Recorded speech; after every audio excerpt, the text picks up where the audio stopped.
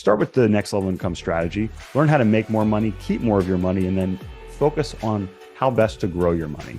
Welcome to the Next Level Income Show, where it's our goal to take your income, your investments, and your life to the next level. I'm your host, Chris Larson. If you haven't yet, get a copy of our book for free at our website, nextlevelincome.com. That's www.nextlevelincome.com. Just click on the book link, and I'll even send you a copy if you put your address in. Today, we're going to talk about your investing framework. Do you have an investing framework? What is an investing framework? What is my investing framework, and how did I develop it? We're going to talk about all those things. I'm going to answer those questions today, and I'm going to walk you through the same structure that I use to put together my investing framework. Now, this isn't financial advice. I'm not a financial advisor, but I'm going to walk you through a strategy that's going to allow you to simplify investments when you see them and decide whether or not they really work for you. But before we do that, I want to start with the next level income strategy, which is make, keep, and grow. And this is how to make more money, whether that's at your job or in your business. It's how to keep more money through tax strategy and proper legal and entity structures. And ultimately, it's how to grow your money through both active and passive investing strategies. And that's where the framework is really going to come in. So if you haven't yet, check out my course at nextlevelincome.com.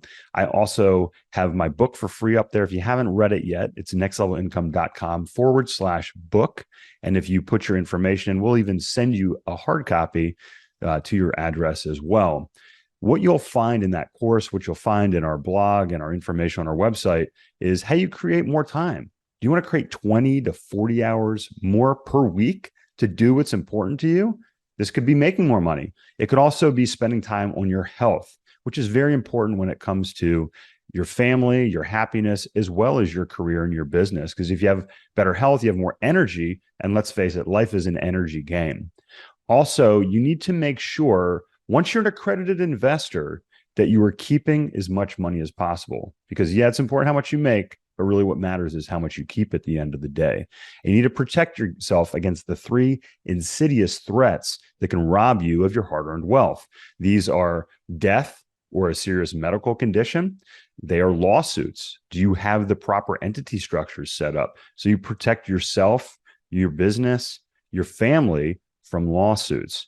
And it's also, so insurance structure comes in the first one.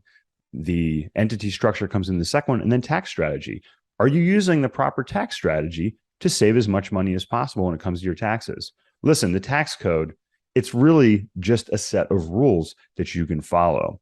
And I use the game of Monopoly, have Monopoly pieces on the cover of my book to illustrate this. If you and I are playing Monopoly and I know the rules, I'm probably going to do a better job of you. I'm probably going to win more than you. So learn the rules, learn the tax code, or get a tax strategist that can help you do that.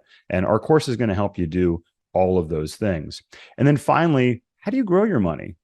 Do you want to have an active strategy? Do you want to have a passive strategy? And my answer here is both. You can do both. Yes, when you have active investments that pop up that take your time, your credit, your resources, if you're interested in things like that, then yes, you should do that.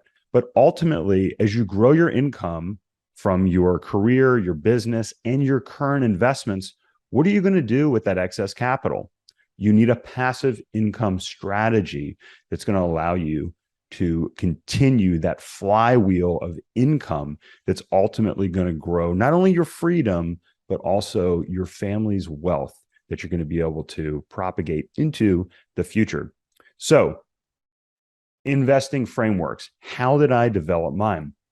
While I was completing my MBA, I read about 250 books. I was reading a book a week, starting as an undergrad, continuing through my graduate career on finance, on money, on real estate, on investing, business, the stock market, all of these different things. And one of the things that came through in that research was demographics. And demographics are the lifeblood of what we do in the real estate market, which I talk about in my book, but it's also the reason I got into the medical device space. So demographics, for instance, like the baby boomers, is the biggest generation in history up to that point. Now the millennials, you can argue, are even bigger. They're spread out over a slightly longer time period. But when these demographic groups spend money, you need to pay attention. Where are they living? What are they spending money on? What are they required, or what do they need? What requirements do they have? And how can you help them in those respects? Can you provide them a good or service or business that can help these demographic groups? And that's one of the reasons I got into MedDevice, because the largest, most active, most affluent generation in history, the baby boomers in the United States, I knew they wanted to stay active. They would be having more surgery. So choosing a career that I was going to spend a couple decades in, I wanted to make sure that I was well equipped with the demographics to help give me some nice tailwinds when it came to that. And then the multifamily space, I've talked about how we need another 4 million units. Actually, in episode 117, I talk about how the United States needs 4.3 million more apartments by 2035. So let's take a look at some charts that I have here. I'm going to share my screen for those of you watching on YouTube. And if not, you can just listen.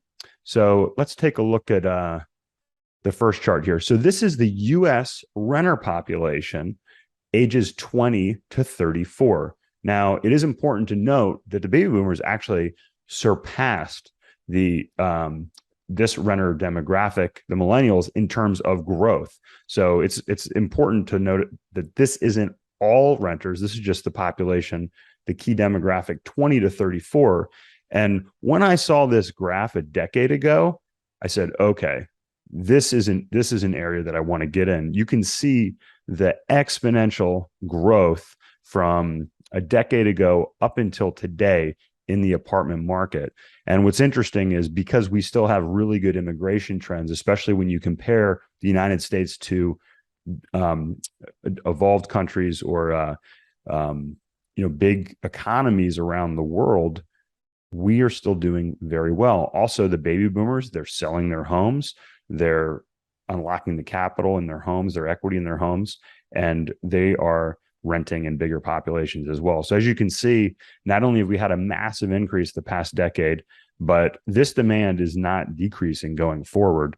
And with the high interest rates that we have in the residential market, we need about 7 million homes to supply the millennials that are forming households. So those millennials that can't afford a home, or they're mobile, they're moving around, they're going to be renters as well. So that is one of the demographic trends do you wash your car? And you're probably shaking your head up and down, yes. But I mean, do you actually wash your car yourself? Do you fill a bucket with soap and water and go out into the driveway and physically wash your car yourself? Now, chances are you're shaking your head left and right. No, because 75% of Americans have someone else wash their car. And increasingly, they're going to what's called an express tunnel car wash. Now, what is an express tunnel car wash? There's a lot of different types of car washes out there. I'm Chris Larson with Next Level Income, and I'm going to be talking at Wealth Without Wall Street's Inner Circle Live event next month, August 25th through 27th. And I'm going to be talking about the different types of car washes.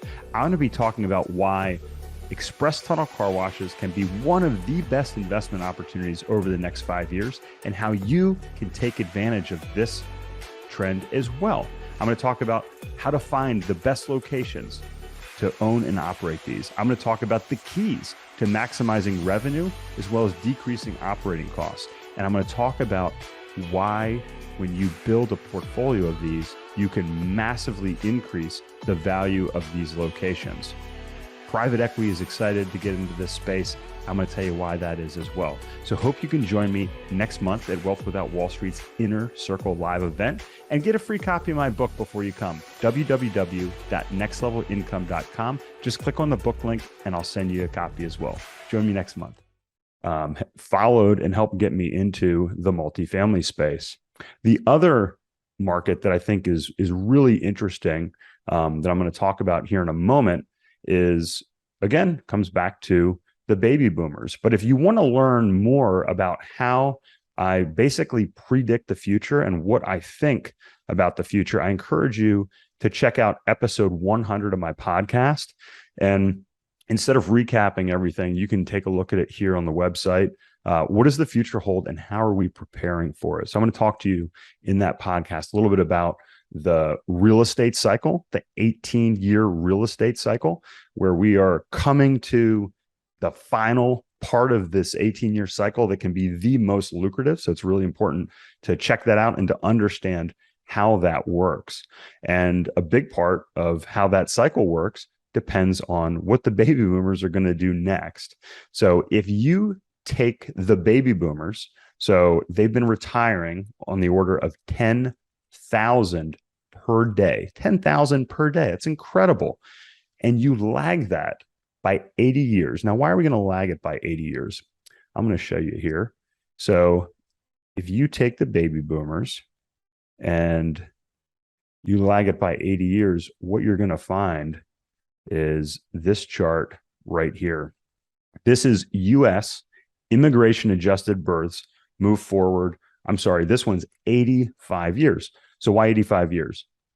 The average age of an individual that moves into an assisted living facility is 83 years old. And they live there for an average of 3 years. So from approximately 83 years old to 86 years old. So 85 years is going to fall right in that range. And this is why you hear the term, the quote unquote, silver tsunami that's coming. This wall of demographics looks like an absolute tsunami that is coming down the road when it comes to the baby boomers not only retiring, but now hitting an age starting in the next couple of years where they're going to need independent living 55 plus, but also really assisted living, memory care, and those types of senior housing. So these are the types of demographics that I talk about, or I think about when I talk about using demographics to determine your strategy. What's another area that may be interesting based upon demographics? So I mentioned 10,000 baby boomers retiring every day. 10% of those baby boomers own businesses. So that means 1,000 businesses essentially are retiring a day and are looking to potentially sell. So are you in a position to buy a small business? That may be an area that could be an interesting investment opportunity for you. But as I talk about in my book, which again, I mentioned how you can get on the website if you haven't read it yet, I specifically talk about the value add strategy. So after looking at demographics and determining what may be some potential opportunities going forward in terms of investments when it comes to demographics, you have to decide on a strategy. Personally, I really enjoy Warren Buffett's strategy, which is based on Benjamin Graham's methodologies. And what they talk about is basically buying based upon value. So Warren Buffett really buys businesses. Sam Zell bought businesses. Yes, he got his start in real estate, but he really bought businesses. Great book, Am I Being Too Subtle by Sam Zell. God rest his soul. He just passed away here recently. Fantastic read, and it helps you really think how a billionaire does. And billionaires and ultra high net worth individuals make money in two ways: business and real estate. And a lot of them will tell you, we make our money in business, but we preserve it in real estate. So what is my preferred strategy when it comes to real estate? The answer is value add. I like value add real estate because it's stable, it's cash flow positive, and it allows the potential to quote unquote add value. How do you add value to real estate or a business? You do that in a couple different ways. You can do it through enhancing operations. You can do it through proper business strategy, marketing strategies, those sorts of things that all drive revenue. You can also do capital improvements that improve the property. And this could be redoing a kitchen and flooring like we do in our apartments. It could be putting in new equipment or superior equipment like we do in our car wash offerings. And then on the operations side, bringing in contracts, so large contracts where we lower our costs, or maybe regionalizing labor and employees across properties or across businesses help us lower operational costs. All of these things increase NOI in a property or EBITDA in a business. And in some of our businesses like self-storage, like car washes, the larger our portfolio gets, the more valuable it gets because we have more members, we have more cash flows, and that is more attractive to larger institutional buyers. So I mentioned, the value add strategy. I like it because you have stable cash flow businesses that you can add value. And all of these things that I mentioned also have great tax benefits typically as well. So we talked about demographics, talked about the value add strategy in real estate as well as business.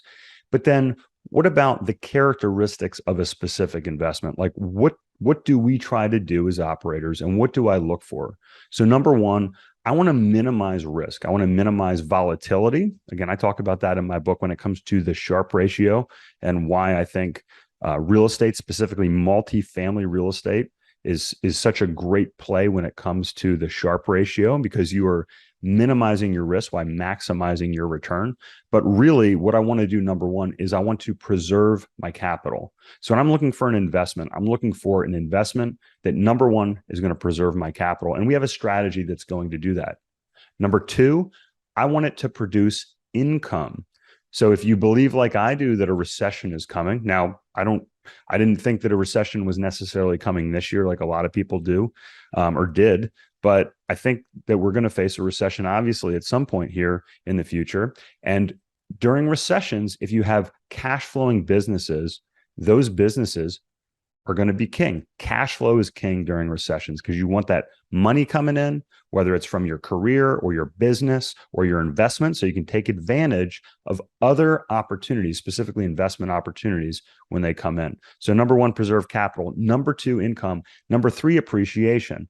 So that's where you take the value add strategy or your operations, or the value add strategy with CapEx or your operations, and you drive that NOI up. What's nice is if there is a recession, for instance, and you're applying a value add strategy in a property, you can pull back in applying capital and you can preserve that capital and give yourself a bigger buffer, a bigger cushion during down periods. So it goes both ways, which is really nice with the value add strategy. And then finally, tax benefits. So I want an investment that's going to preserve my capital, that's going to give me income, that's going to offer appreciation, typically from a value add strategy. And I want to do it in a tax efficient manner. And I look at things in this order. So if somebody comes to me and says, Chris, this is a great tax saving strategy, this is a great tax saving investment, I go back and say, okay, is it going to preserve my capital? Is it going to provide income? Is it going to give me appreciation? And then is it going to help me on taxes? Because I want to make money before I save money on a tax strategy. Now, that being said, you can blend these strategies together and you can use tax saving strategies blended into your investment strategy as well. But when I look at a singular investment, that's typically the framework that I use to do that. And finally, I want something that is ideally scalable. And again, I talk about this in my book. I talked about how I use systems in my career and my business to help grow the business, to help become more profitable. But it's the same thing on investment strategy. So let me give you an example. Let's say my strategy is to buy single family homes, and I'm managing these single family homes. And I'm also using my own personal money and signature and credit to finance these. At some point, the bank's going to say, Chris, we can't lend you any more money. You have too many of these homes. So I have to change my strategy. Maybe I do a portfolio loan. Maybe I hire staff to come in and manage the properties and do those. But I have to shift my strategy at some point to continue to acquire these and also continue to manage these homes as well as finance these homes. So whereas an apartment, I can buy one apartment that's 10 units or 100 units. I can buy a portfolio of apartments that's 1,000 units. I can use really the exact same strategy, whether I own 100, 1,000, or 10,000 doors. And that's a very scalable strategy. I mentioned in our car wash business, how as we acquire more locations, it makes the portfolio more valuable. That's also an example of how the strategy is scalable. So with that ties up really the framework that I use for investments. So as we go back to underscore some of the things we talked about, start with the next level income strategy, learn how to make more money, keep more of your money, and then focus on how best to grow your money. Look at demographics, learn where people are moving, where people are spending their money. That's going to give you this tide, as I talk about in my book, that kind of rises raises all ships on the investment front. And then again, my personal choice is looking at real estate and investments in business. They're going to follow the demographics and they're going to do it in a way that limits my downside risk. And I like the value add strategy for that, where we focus on preservation of capital, income appreciation, and tax benefits in a scalable strategy. Again, if you want to learn more about how I put all this together in a step-by-step fashion, you can get our course under the resources link at nextlevelincome.com. Check out the wealth of information that we have for free on our website, including our book, our blog, and our podcast. And best of luck as you put together your investing framework and go forward on your journey towards financial independence. Hey, Chris here again. I hope you found this episode valuable. Now, I have one more thing to gift you. We have a page for my coaching clients where you can get a free copy of my book, as well as much more from previous guests on the show. Just check out nextlevelincome.com/coaching to get a free copy of my book, audiobook, and much more. I'll send you a copy of my book and cover all the shipping costs as a thank you for listening to the podcast. Also, please like, share, and take just 90 seconds to give us a rating on Apple Podcasts.